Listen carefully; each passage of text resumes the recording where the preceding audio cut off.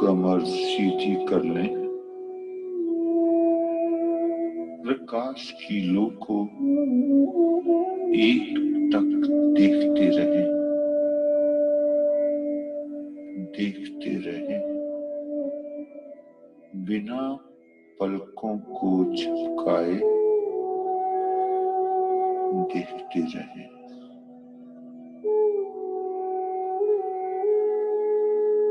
प्रकाश को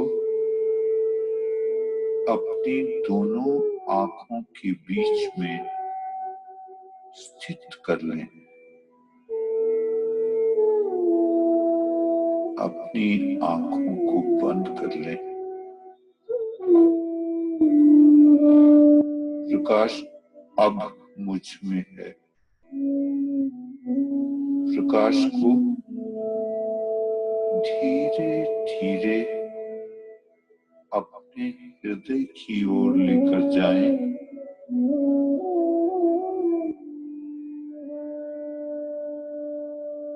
मेरा हृदय प्रकाश से भर गया है। मेरा हृदय पवित्र हो रहा है। मैं अपने हृदय से केवल अच्छे विचारों को ही स्थान दूंगा।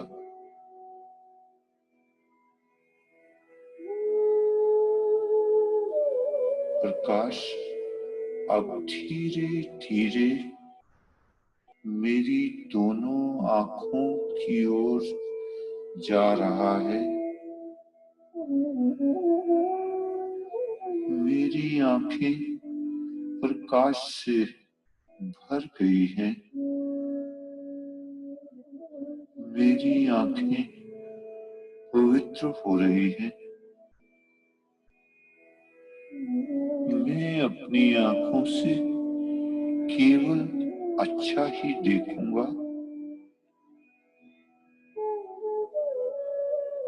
प्रकाश मेरी नासिका से गुजरता हुआ मेरे मुख में प्रवेश कर रहा है। मेरा मुख प्रकाश से भर गया है। मेरा मुख पवित्र हो रहा है। मैं अपने मुंह से केवल सात्विक भोजन ही करूंगा। मीठा और बुद्धिमत्तापूर्ण ही बोलूंगा।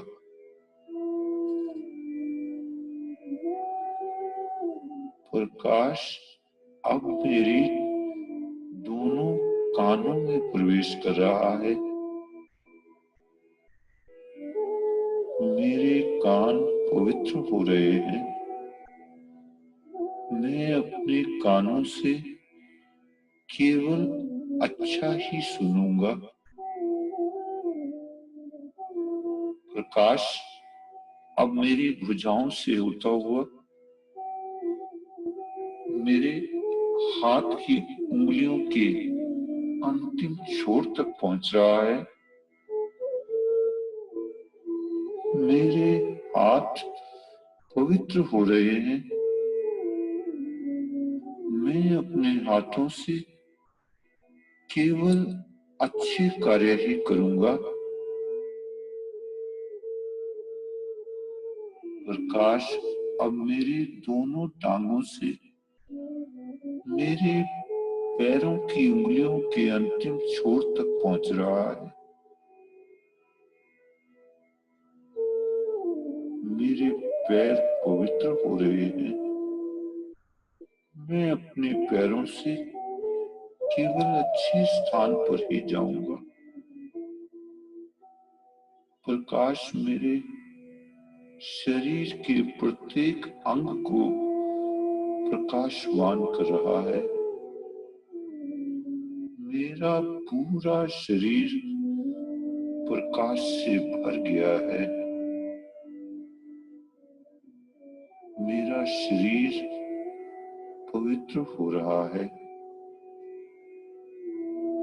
प्रकाश अब मेरे शरीर से बाहर की ओर तेजी से फैल रहा है। मेरे चारों ओर प्रकाश ही प्रकाश है। ये प्रकाश पेड़ पौधों, पशु पक्षियों, मेरे मित्रों, बंधुओं और उन सब तक पहुंच रहा है जो मुझे पसंद नहीं करते। मैं इस प्रकाश के माध्यम से सभी को अपने प्यार का संदेश दे रहा हूं। पहले प्रकाश मुझ में था, फिर मैं प्रकाश में हुआ। अब मुझ में और प्रकाश में कोई अंतर नहीं रह गया है। मैं ही प्रकाश हूं। I am the light. भगवान मुझे आशीर्वाद दे रहे हैं।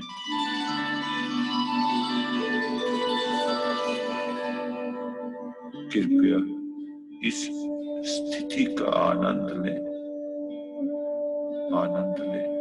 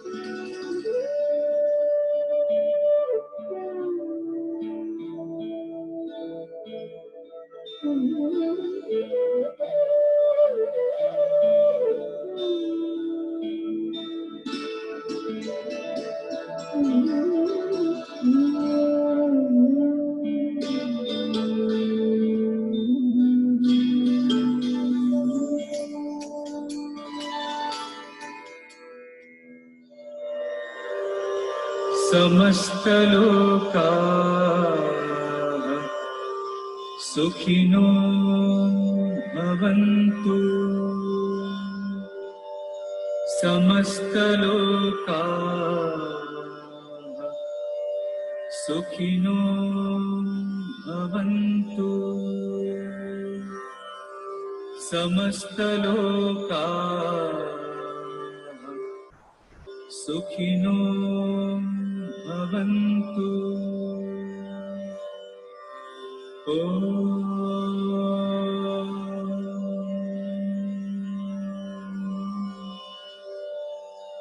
शांति शांति शांति।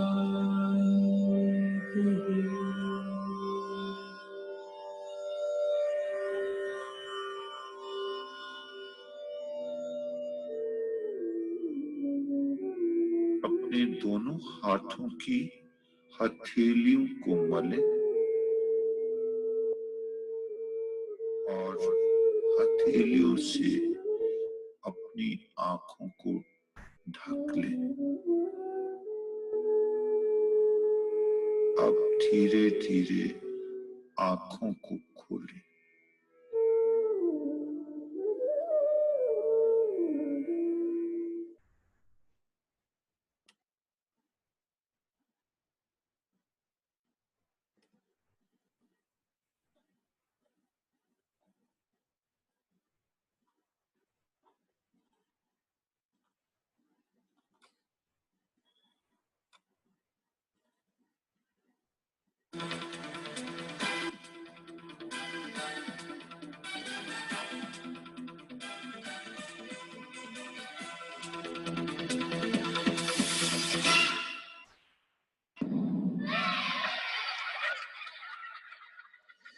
parents, and my dear children. Welcome once again to the EHV class. I'm sure you are eager to know what we have for you today. So let me tell you that today your two very lovely teachers, Mrs. Deepti Mehra and Mrs. Shalini Diwan, are going to educate you through a very interesting way. Yes, they are going to present a puppet show. Wow! So let's join the puppet show. And dear parents, after the show, students may leave the session as the second part of the session is for the parents only. Thank you. So let's begin with our puppet show. Morning बेटा अभी नहीं ना नहीं बच्चे आपकी class है ना आज तो ऑनलाइन क्लास है ना आप लैपटॉप ऑन कर दो ऑनलाइन क्लास है तो क्या हुआ आपको वही डेली रूटीन फॉलो करना चाहिए जो आप स्कूल जाते वक्त करते थे उठो बच्चे शाबाश गुड गर्ल विद्या उठो उठो ब्रश करके आओ देखो मैंने आपका लैपटॉप भी सेट कर दिया है जब आप रेडी हो जाओगे तो हम क्लिक ऑन कर देंगे ओके ओके मामा मैं ब्रश करके आती हूँ चलो चलो शाबाश आजकल के बच्चे भी ना I am feeling so active and fresh चलो अब आप नहा कर भी आओ नहाना नहीं है मुझे कार्टून देखने हैं नहीं बेटा नहीं नहाकर आपको एक्टिव और फ्रेश महसूस होगा ठीक है ओके मामा गुड गर्ल चलो मैं जल्दी से श्रेया के लिए ब्रेकफास्ट बनाती हूँ मामा ब्रेकफास्ट अभी मत बनाना ऑनलाइन क्लास में खाऊंगी नहीं बेटा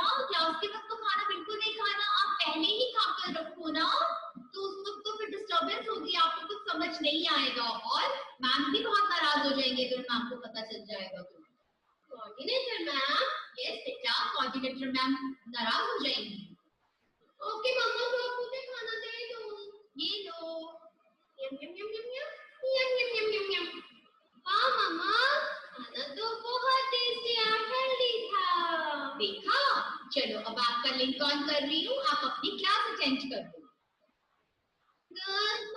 good morning ma'am good morning ma'am good morning ma'am good morning ma'am good morning class So students, I hope you must have gone through the chapter that I taught yesterday. पढ़ लिया आपने class Yes, ma'am. Shreya, beta, why are you so quiet? Ma'am, I want to ask a question. Yes, Shreya. Ma'am, please tell me which is the most expensive means of transport? Shreya, बेटा ये बात तो मैंने कल की class में बताई थी आप ध्यान नहीं दे रहे थे क्या बेटा you have to be very attentive during the class the most expensive means of transport is air transport excuse me Deepti ma'am sorry to interrupt you yes Shalini ma'am as I can see Payal and Nisha are chatting and sharing the recipe of cake in the chat box sharing a recipe of a cake Payal and Nisha what is this beta is this a platform to share the recipes shall I contact your parents अभी बनाती हूँ तुम्हारा cake और खिलाती हूँ पूरी class को मैं don't do this be attentive in the class and don't waste time sorry ma'am okay so moving on okay I hope you all have books excuse me ma'am your voice is not audible ma'am your voice is not clear yes ma'am your voice is not audible बेटा देखो have patience ये virtual classroom है बेटा जो कि technology की वजह से पॉसिबल है और हर चीज की तरह टेक्नोलॉजी के भी फायदे और लिमिटेशंस हैं कभी-कभी इंटरनेट की स्पीड प्रॉपर ना होने की वजह से प्रॉब्लम हो सकती है आप छोड़ना मत जाए मैं आपको दोबारा समझा दूंगी okay okay so let's move on with the chapter okay okay so that's all for today beta we will meet tomorrow again okay goodbye for now goodbye ma'am goodbye ma'am EVS की class हो गई कैसी रही बेटा mama EVS is too difficult I can't do it EVS is very interesting और EVS का मतलब अपने आसपास की चीजों के बारे में जानकारी होना, जो कि आजकल के टाइम में तो बहुत जरूरी है। तो श्रेया आपको तो ऐसे कहना चाहिए, mamma I will train my brain in learning EVS। I will train my brain in learning EVS। चलो अभी थोड़ा ब्रेक ले लो, पानी पी लो और उसके बाद आपकी मैथ्स की क्लास है। Okay mamma.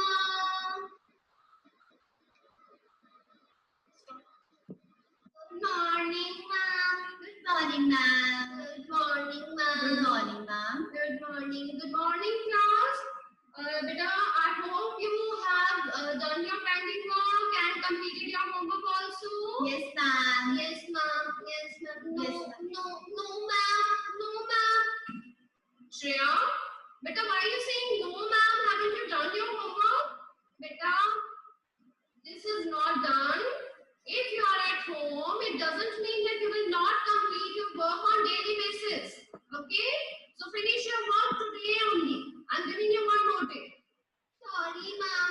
मैं अपना काम आज पूरा कर लूँगी. Yes. Okay.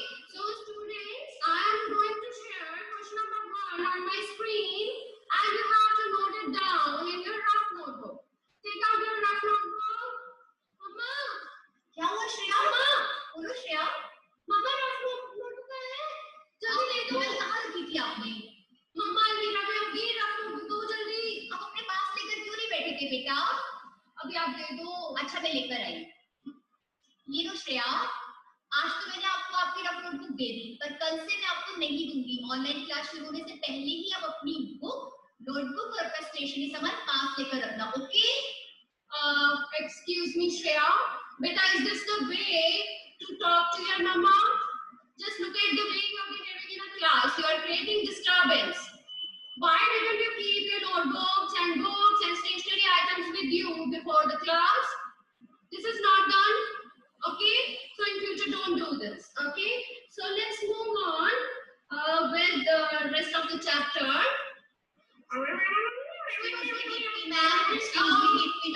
Yes, Akshit and Harshita scribbling on the screen, and that's why other students are not able to see it. Oh, yes, you're right, Shalini. Harshit and Ganesh, what is this, beta? Beta, don't scribble on my screen. It takes lots of effort to prepare the PPT, and don't disturb the class. Let's not waste the time and move on with the chapter. Okay? Yes.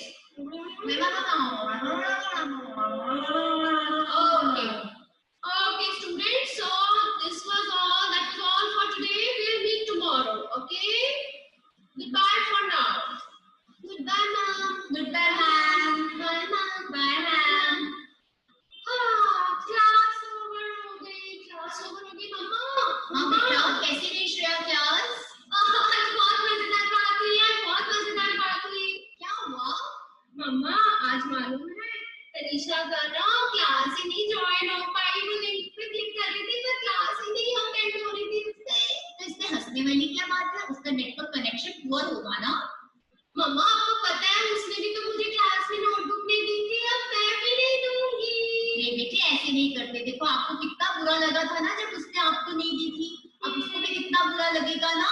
तो आपको तो उसकी help करनी चाहिए और अपनी काम को शेयर करना चाहिए। ओके? तो you should share your work with her. Okay mamma, मैं अभी नोट शेयर कर देती हूँ। Good girl. मम्मा, मुझे ना एक और बात करनी है। बोलो बेटे। मम्मा, मैथ्स इज टू डिफिकल्ट, मुझसे नहीं होगा। I give up. नो बेटे, never said I give up. ऐसे मत बोलो। मैथ्स में तो आपको लॉट्स ऑफ प्रैक्टिस की जरूरत पड़ती है और आप बार बार जितनी प्रैक्टिस करोगे उतना आपको मैथ्स समझ में आएगा। रादर आपको तो ऐसे कहना चाहिए कि mamma, this may take some time and effort but one day I will able to do it. Mamma, practice तो करती हूँ पर आप देखते हो ना कितनी मिस्टेक्स हो जाती हैं। बच्चे, मिस्टेक्स से तो पता चलता है कि आपका कौन सा कांसेप्ट क्लियर नहीं है। Mistakes help you to improve, so don't get dishearten बच्चा। इसी को तो प्रैक्टिस कहते हैं। ओके मम्मा।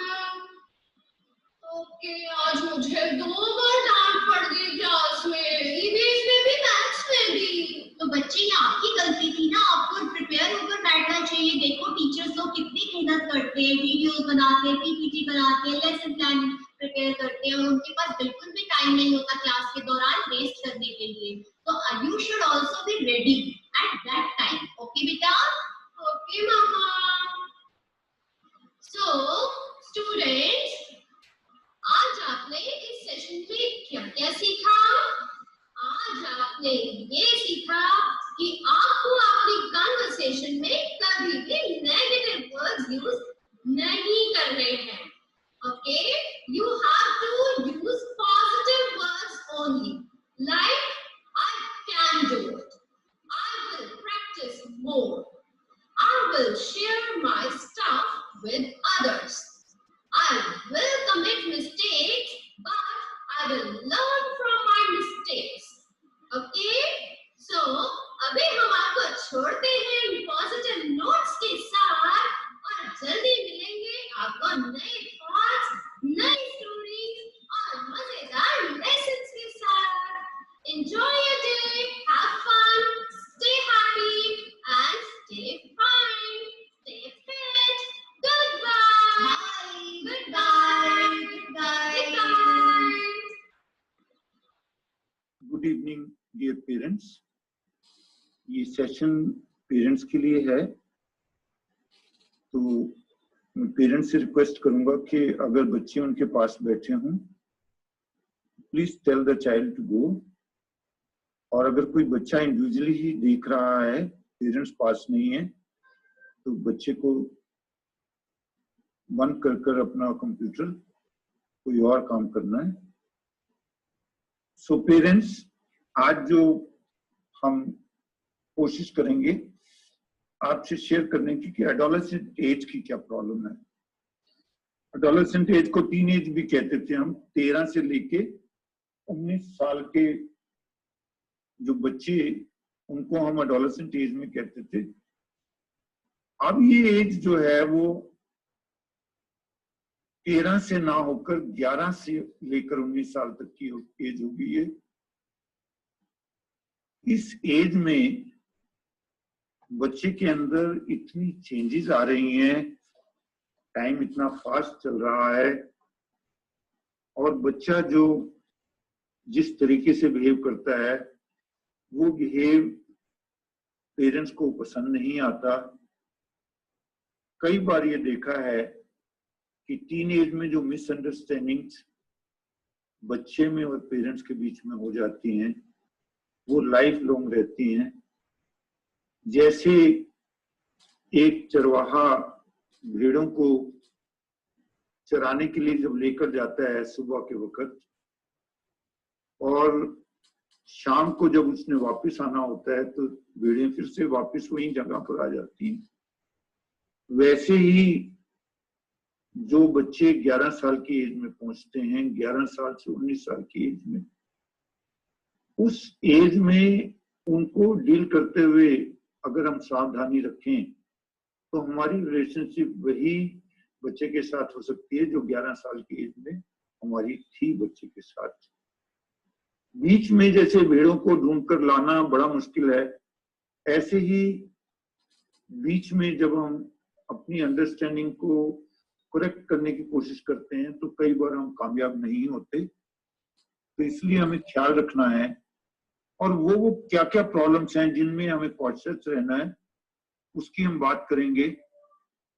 सबसे ज्यादा शिकायत जो पेरेंट्स को होती है वो होती है आर्गुमेंट की, कि मेरे आगे बोलता है, मैं कुछ कहता हूं, मुझसे पूछता है क्यों, और ये मुझे पसंद नहीं है।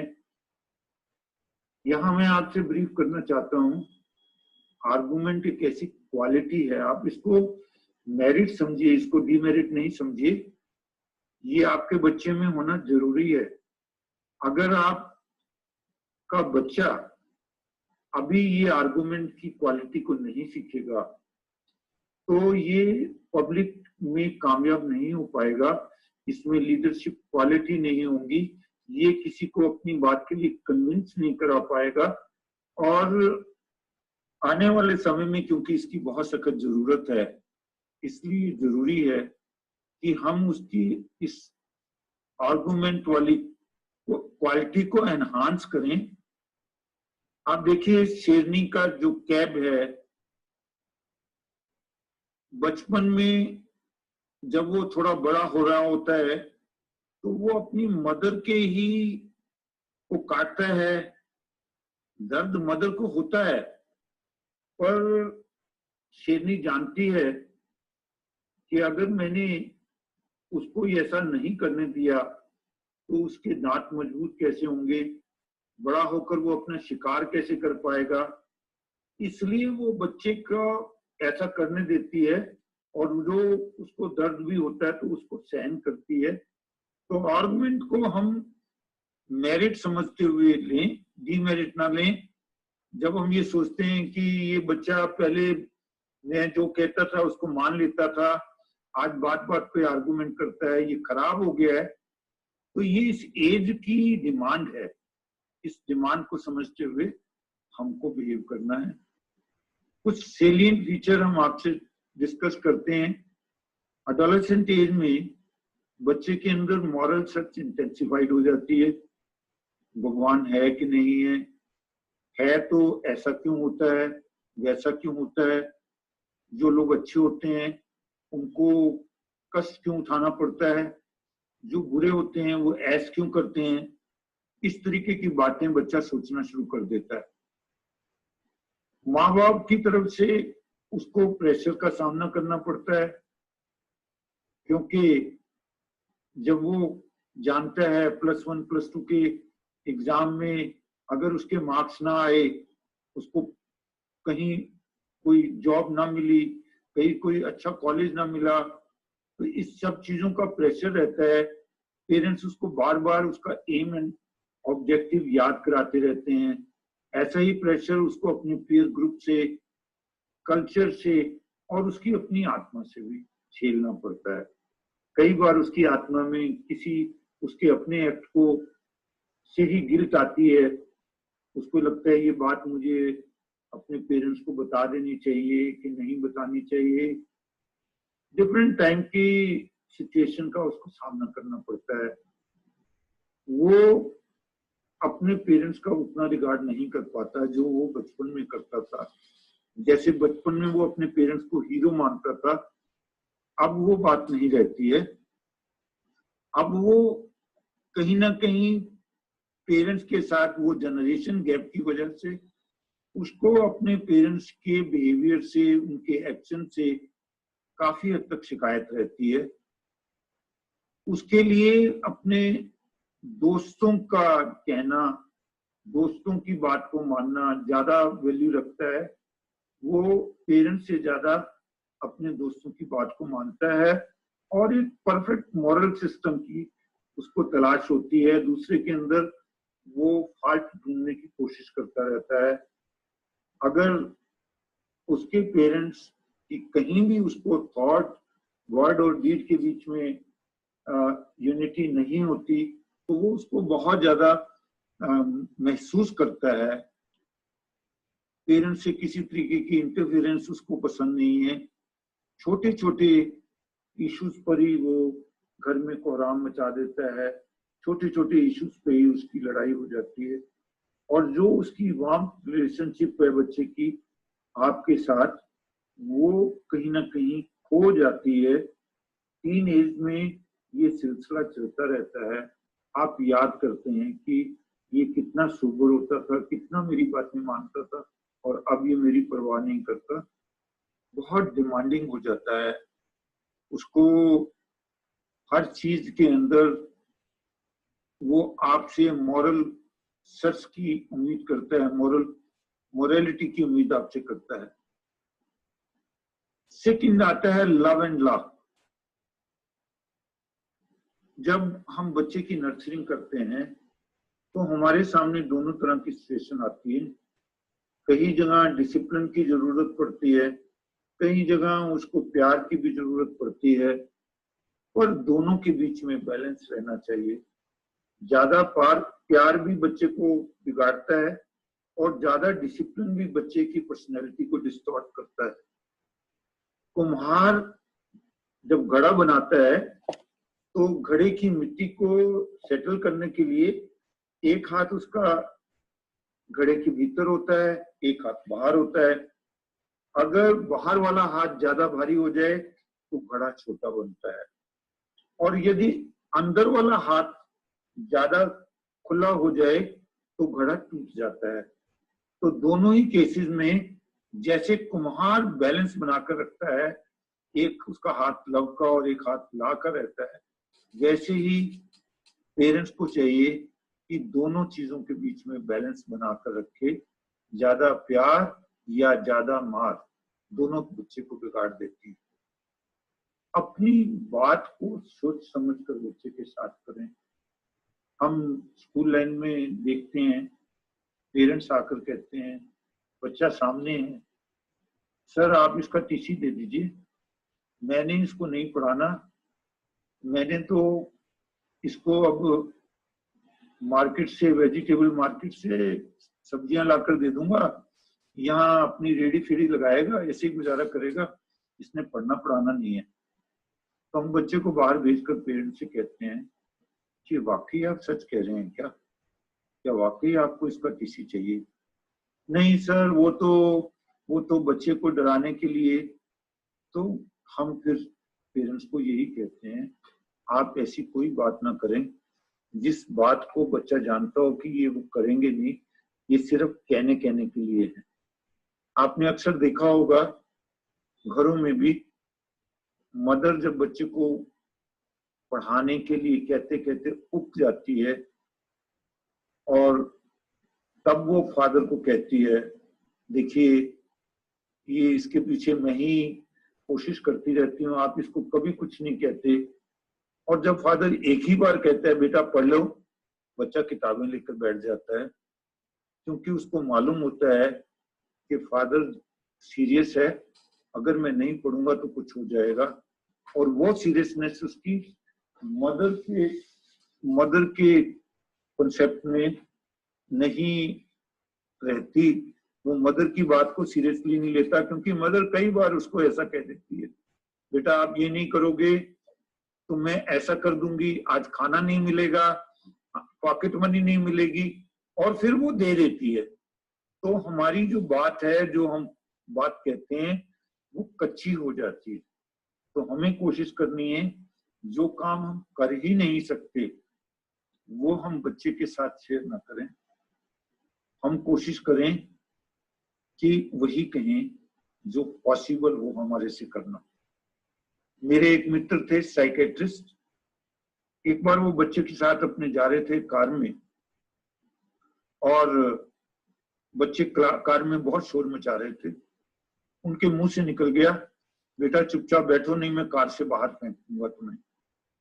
बच्चे भी साइकेट्रिस्ट के थे, उनको मालूम था कि कोई भी माँ बाप अपने बच्चों को कार से बाहर नहीं फेंक सकता, तो उन्होंने शोर करना बंद नहीं किया।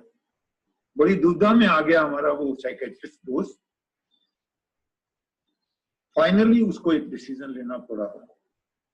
उसने एक खाली जगह पर कार रोकी, दोनों बच्चों को कार से बाहर रखकर ऐसा शो किया जैसे वो उनको छोड़कर जा रहा है।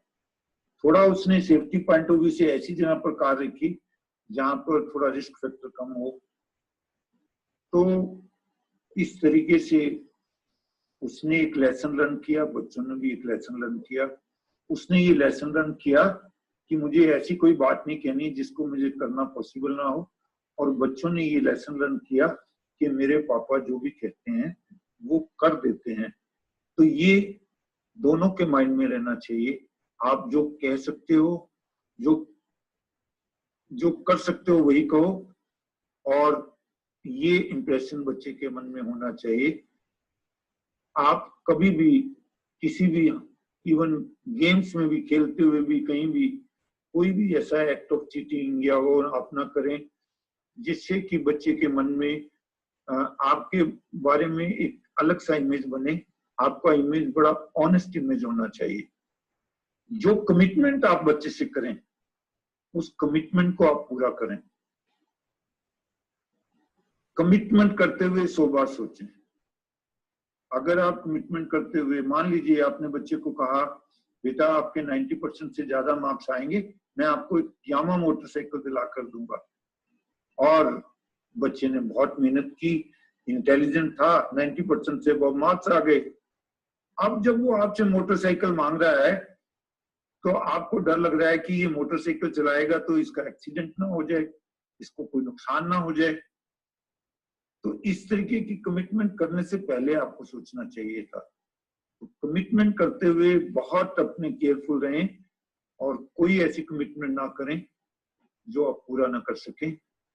छोटी छोटी चीजें बच्चे की आपको लाइफ में ऐसी ओकेजन आते हैं जहां आपको अटेंड कर सकते हैं। आप उसको, उसके सिर में दर्द हो रहा है, उसको दवाई दे दी, उसको पानी का गिलास दे दिया, उसकी सिर को दबाने की कोशिश की। तो ये सारी चीजें जब आप बच्चे की छोटी छोटी चीजों को ख्याल रखते हैं तो वो आपके लिए एक पॉजिटिविटी का काम देती हैं। इसका हम ख्याल रखें। जब भी आप देखें, जनरली हम कोशिश करते हैं कि हम बच्चे को उसके बर्थडे पे या कहीं भी अगर हम उसको पैसा देंगे, कॉस्टली चीजें देंगे तो वो हमारी ज्यादा इज्जत करेगा। तो यहाँ मैं आपको ये बताना चाह रहा हूँ, बच्चे को आपकी प्रेजेंस की ज्यादा जरूरत होती है आपके प्रेजेंस के बनिस्बत। आपने देखना है, आप कंपनसेट नहीं कर सकते किसी को बच्चे को गिफ्ट देके, आप अपनी जो कमी है उसको पूरा नहीं कर सकते। इसका आप ख्याल रखें। आप बच्चे के ऊपर इन्वेस्ट करने की बजाय बच्चे के अंदर इन्वेस्ट करें। मदर्स को देखा है, वो बच्चे की ड्रेस के मामले में चूजी हैं, बच्चे के हेयर स्टाइल के मामले में चूजी हैं, बच्चे के लिए ऊपरी एक्सटर्नल जो है उसकी लुक, एक्सटर्नल उसकी क्वालिटीज, उसके ऊपर ज्यादा जोर दे रहे हैं आप। उसके अंदर संस्कार डालने की अगर आप कोशिश नहीं कर रहे तो ये सब जो आप उसके ऊपर इन्वेस्ट कर रहे हैं ये बेकार है। आपको बच्चे के अंदर इन्वेस्ट करने की कोशिश करनी चाहिए। और अगर वो इन्वेस्टमेंट के लिए आपके पास समय ना हो, आपके पास आर्ट ना हो, तो किसी की भी मदद लें, लेकिन बच्चे के अंदर इन्वेस्ट करना बहुत जरूरी है। आपको कुछ शब्द याद करना है बच्चे की प्रेज के लिए, क्योंकि अक्सर देखा गया है कि जब ऐसा मौका आता है जब हमें बच्चे की तारीफ करनी चाहिए तो कई बार हम कंजूसी कर जाते हैं, कई बार हम उन वर्ड्स का सही टाइम पर इस्तेमाल नहीं करते। रिवार्ड और पनिशमेंट को सही टाइम पर देना बहुत जरूरी है। Well done, remarkable, excellent, super job, I am proud of you, you make me happy, bravo, creative job, outstanding, looking good, I knew you can do it. ये इस तरीके के शब्द हैं जो सही टाइम पर अगर आप बच्चे के साथ शेयर करें तो बच्चे को बहुत अच्छा लगता है और वो ऐसे अच्छे काम करने की कोशिश करता है जिससे आप उसको प्रेज कर सको। तो हमें इसके लिए अपने आप को मेंटली प्रिपेयर करना है। बच्चे को कुछ अच्छा करते हुए देखने की कोशिश करें। अक्सर हम लोग बच्चे को कुछ खराब करते हुए देखने की कोशिश करते हैं जिससे हमारे एडोलेसेंट एज में उससे रिलेशनशिप बिगड़ जाती है। माँ बाप बच्चे को पैसा कैसे कमाना है, कितना होना चाहिए, क्या क्या आर्ट्स हैं, इनकी तो कोशिश करते हैं, लेकिन ये सिखाने में चूक जाते हैं कि पैसे की कीमत कहाँ तक है, किस टाइम के बाद पैसा उनके काम नहीं आएगा। तो ये चीज सिखाना बच्चे को बहुत जरूरी है। क्या क्या ऐसी चीजें हैं जो पैसा आपको खरीद के नहीं दे सकता। आपको पैसा कंफर्ट दे सकता है पर आपको पीस नहीं दे सकता। आपको पैसा बेड दे सकता है पर आपको स्लीप नहीं दे सकता। आपको शॉर्ट टर्म गेन में पैसा कुछ कर सकता है पर लॉन्ग टर्म गेन में आपकी जो वैल्यू दी गई है वो बच्चे को काम आती है। तो हमने देखना है बच्चे को किस तरीके से तैयार करना है, कैसे वो अमाउंट को, कैसे वो पैसे का यूटिलाइज करे, कहाँ यूटिलाइज करे, कहाँ ना करे। ये सब चीजें हमें बच्चे के अंदर इनकलकेट करनी है। उसको सभी धर्मों का आदर करना सिखाएं, उसके अंदर देखें, इंट्रोस्पेक्ट करें। आप उसको इंट्रोस्पेक्शन सिखाएं, सेल्फ ऑडिट सिखाएं। ये सब चीजें उसकी ग्रोथ के लिए बहुत जरूरी हैं। पॉजिटिव स्टेटमेंट अपने बारे में, अपने परिवार के बारे में ये उसको बताएं, अपने बड़े भाई की, छोटे भाई की, दादा, चाचा, ताऊ, मामा, इन सब में जो पॉजिटिविटी है वो उससे करें। अक्सर हम देखते हैं बच्चे के सामने हम जब अपने एक्सटेंडेड फैमिली के किसी के बारे में कुछ चुगली करते हैं, कुछ गलत बोलते हैं, तो ये बच्चे को बिगाड़ती है। उसका हम ख्याल रखें। बच्चे की कनेक्टिविटी अपनी एक्सटेंडेड फैमिली के साथ बनी रहे। उसको जितना प्रमोट आप कर सकते हैं वो करें। उसको अपनी क्लीनिनेस के लिए सेल्फ रिस्पॉन्सिबिलिटी उसको दें, पर्सनल स्पेस दें। ये नहीं कि आप अपने शूज पॉलिश कर रहे हैं तो बच्चे के शूज भी आप पॉलिश कर रहे हैं। कोशिश करें बच्चे को अपना काम खुद करने दें, उसकी जिम्मेवारी उसको सौंपें। उसको टाइम की, मनी की, एनर्जी की और फूड की मैनेजमेंट सिखाएं।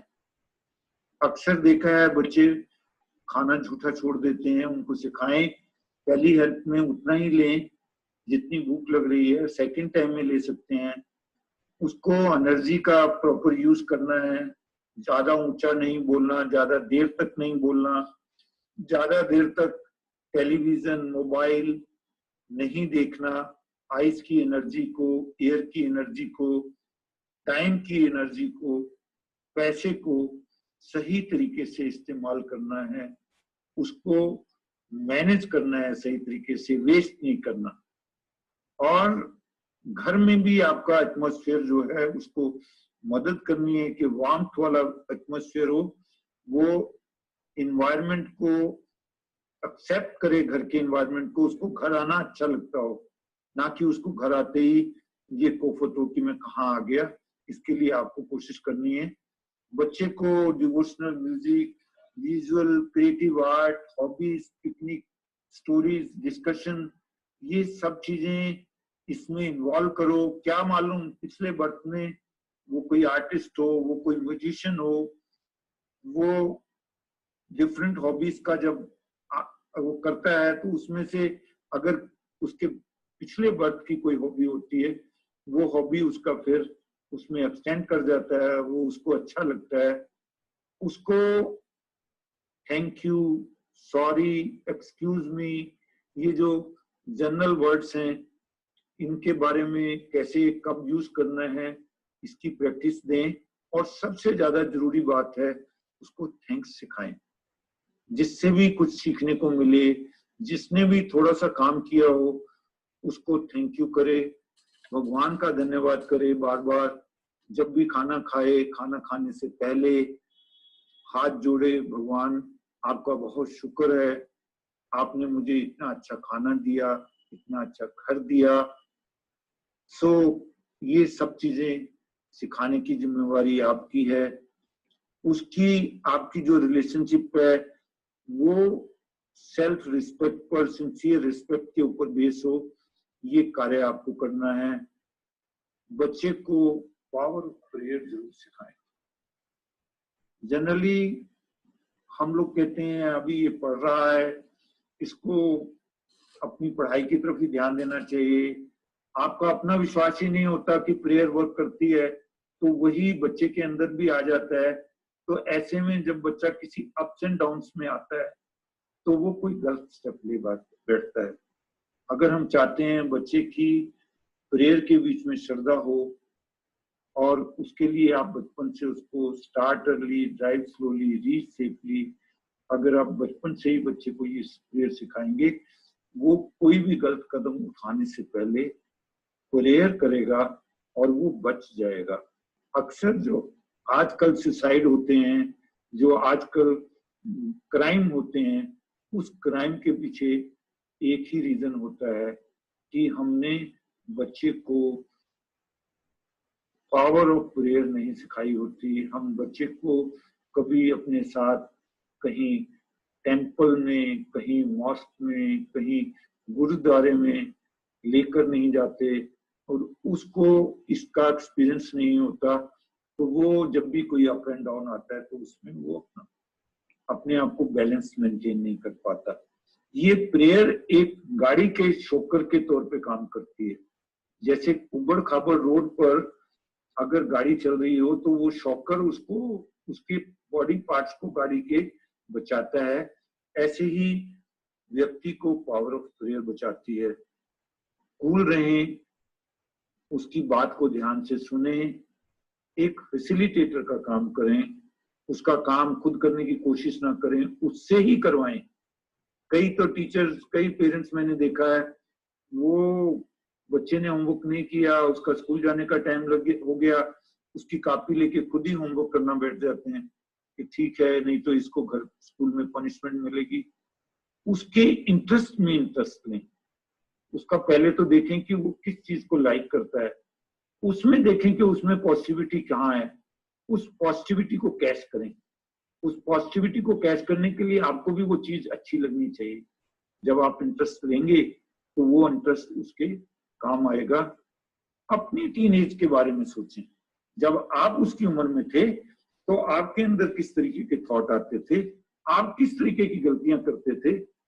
सेम गलतियां बच्चा भी कर सकता है, तो उन गलतियों से बच्चे को कैसे बचाना है और उस पर कितना गुस्सा करना है, क्या उसकी क्वांटिटी होनी चाहिए, क्या उसकी ड्यूरेशन होनी चाहिए, ये सब आपको तय करना है। उसको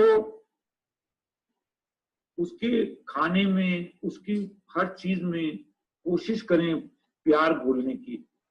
मान लीजिए उसको आप घर स्कूल जाने के लिए खाना देते हैं, वही सैंडविच को थोड़ी सी शेप में काट दें, उसको डेकोरेट कर दें, क्योंकि जो खाना देखने में अच्छा लगेगा वो खाना खाने में भी फिर अच्छा लगता है। तो ऐसे छोटे काम, जिन चीजों में आप समझते हैं बच्चा वेजिटेबल नहीं खा रहा, तो किसी चीज में मिक्स कर कर किसी तरीके से उसको जो विटामिन की, उसको जो डिफरेंट तरीके की कार्बोहाइड्रेट, फैट्स जैसी जरूरत हो, उसके हिसाब से उसको वो मिल जाए, उसकी कमी पूरी हो जाए, इसकी आप कोशिश करें।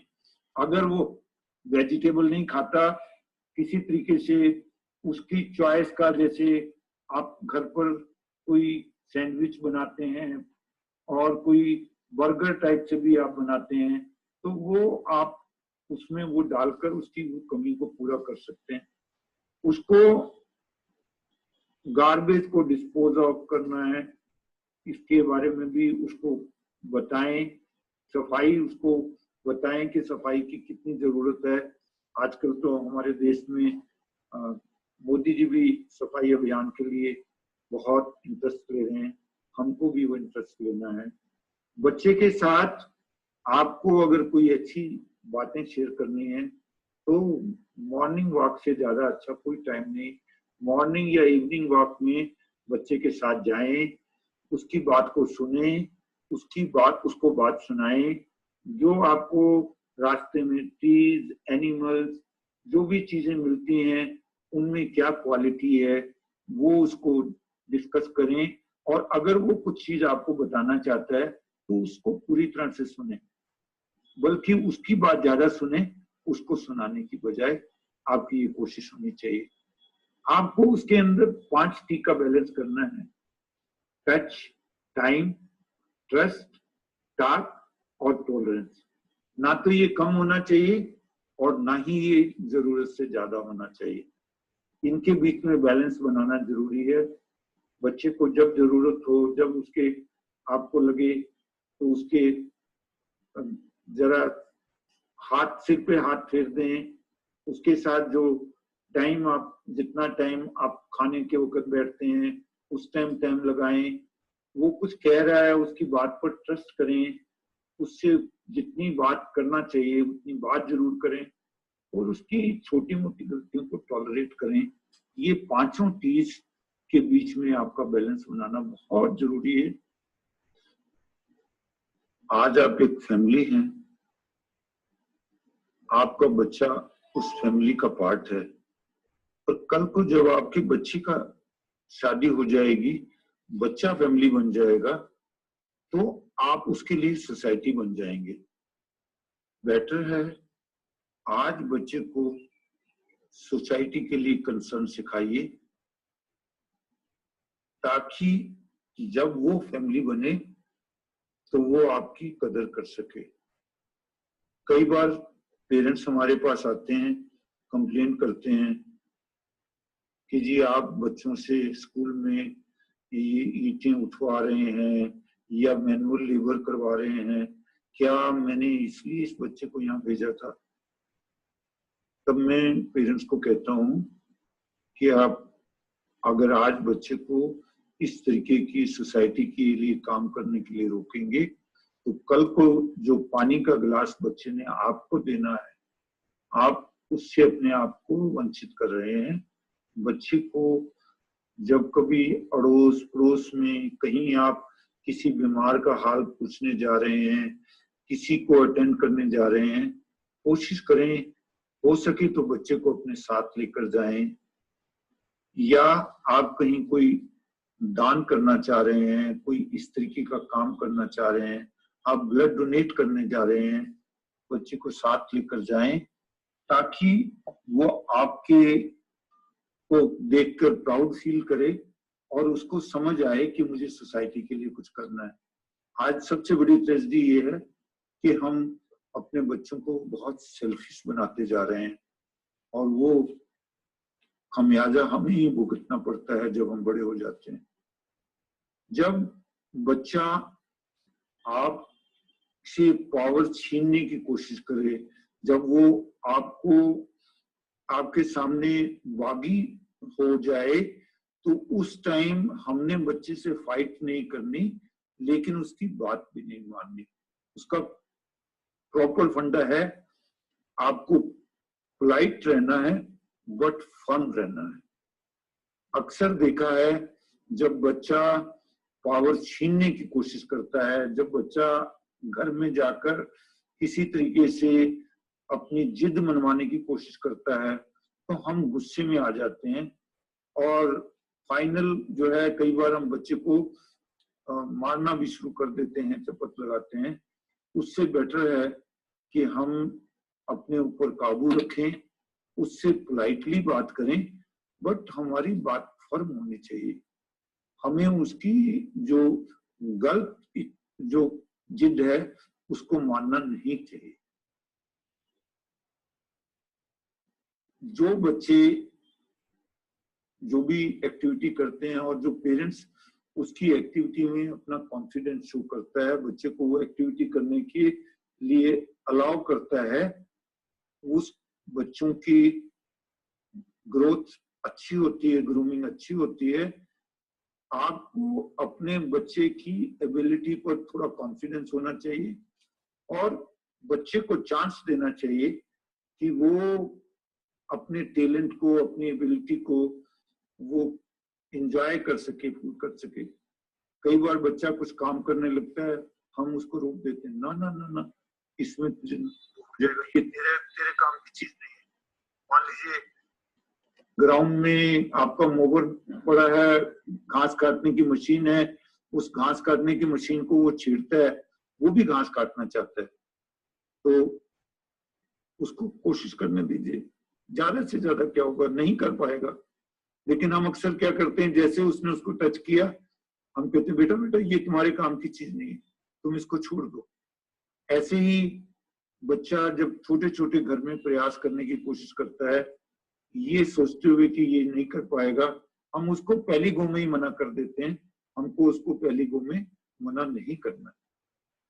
मानकर चलिए जब घर में हार्मनी होगी, आपके थॉट वर्ड डीड में वो होगी, आपके घर में ह्यूमर होगा, तो नेशन में ऑर्डर होगा, और जब नेशन में ऑर्डर होगा तो वर्ल्ड में पीस होगी।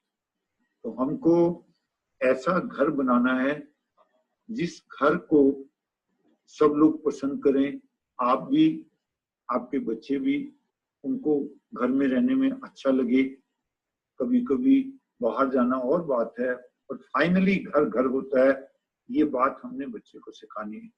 तो डियर पेरेंट्स, कल का हमारा जो टॉपिक है इमोशनल बैंकिंग, हम इमोशनल बैंकिंग में आपको कुछ ऐसे सॉल्यूशंस देना चाहेंगे जो इस एडोलेसेंट एज में या जो एवरग्रीन सॉल्यूशंस हैं, वो सॉल्यूशंस से आप कुछ ऐसा कर पाएंगे जिससे आपके और आपके बच्चे के अंदर प्यार बना रहे। तो कल का लेसन मिस नहीं कीजिएगा।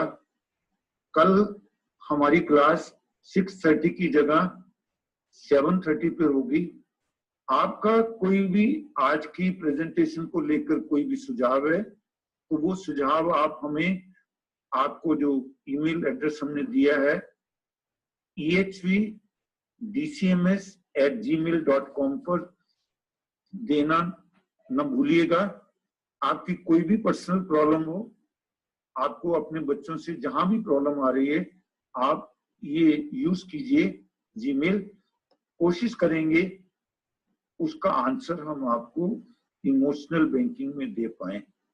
कल का लेसन बहुत इंपॉर्टेंट है, आप प्लीज उसको अटेंड कीजिएगा। Thank you very much.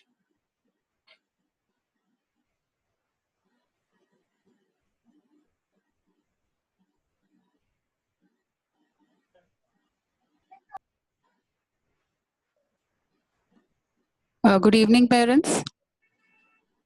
सबसे पहले तो मैं आप सबको थैंक्स कहना चाहती हूँ कि आप अपना समय निकाल कर और हम सबके साथ में जुड़ते हैं। आज का सेशन आप सब मानेंगे कि ये सर के इतने सालों की एक्सपीरियंस का एक निचोड़ है। अगर कहें तो ये एक काढ़ा है कि जिसको अगर हम पी जाएंगे तो हमारी पेरेंटिंग की इम्यूनिटी जो है वो बहुत स्ट्रांग हो जाएगी। और आज का जो हमारे टीचर्स का सेशन था, I would like to thank Deepti ma'am and Shalini ma'am, क्योंकि ये टीचर्स जो हैं हर बार एक नया एक्सपेरिमेंट करते हैं जिसके लिए कि बहुत करेज चाहिए होता है, और इस चीज को मैं अप्रिशिएट करूंगी। Thank you both of you. और बैक एंड भी हमारे बहुत ऐसे टेक्नीशियंस हैं, अनुभव सर हैं जो लगते हैं, तो I would like to thank him also. And thank you parents, thank you children. और कल के सेशन में we would expect maximum parents to be there. Thank you, nice day. Okay, thank you, ma'am. Thank you, Sarika ma'am. Thank you, students. I hope you have enjoyed the session today. Thank you all. Thank you, parents. Thank you. Bye. Okay, thank you. Thank you. Bye, ma'am. Bye, sir. Thank you, ma'am.